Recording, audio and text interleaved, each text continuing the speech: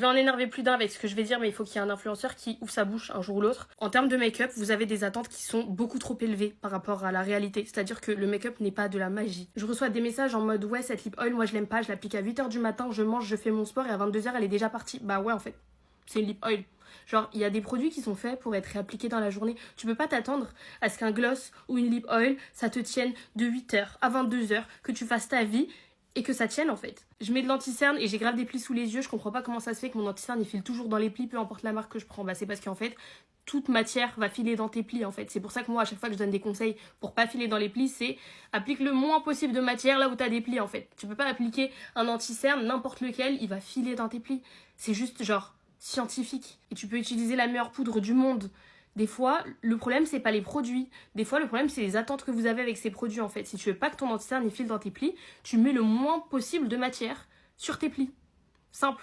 Et c'est peut-être pour ça aussi que parfois, il n'y a aucun anti-cerne qui vous convient. Et je parle d'anti-cerne comme je peux parler de lip oil, comme je peux parler de n'importe quoi.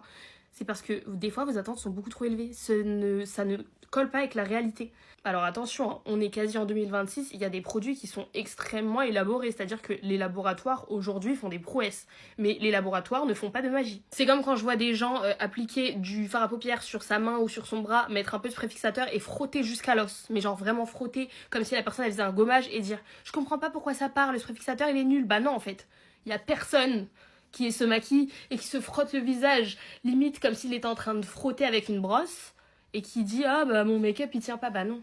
Quand tu te maquilles, t'évites de toucher en fait, si tu veux que ça tienne. Et ça avec n'importe quel produit et avec n'importe quel préfixateur, même le one size ou ce que tu veux, bah tu vas pas frotter en fait. Cet exemple-là, pour moi, il est pété au sol. Et vraiment, genre, les gens vous blaguent de ouf. Hein. C'est comme l'histoire avec la poudre là. Attendez, je vais vous le faire, vous allez comprendre ce que je veux dire. Je vais prendre une houppette et je vais appliquer ma poudre que d'un côté comme ça.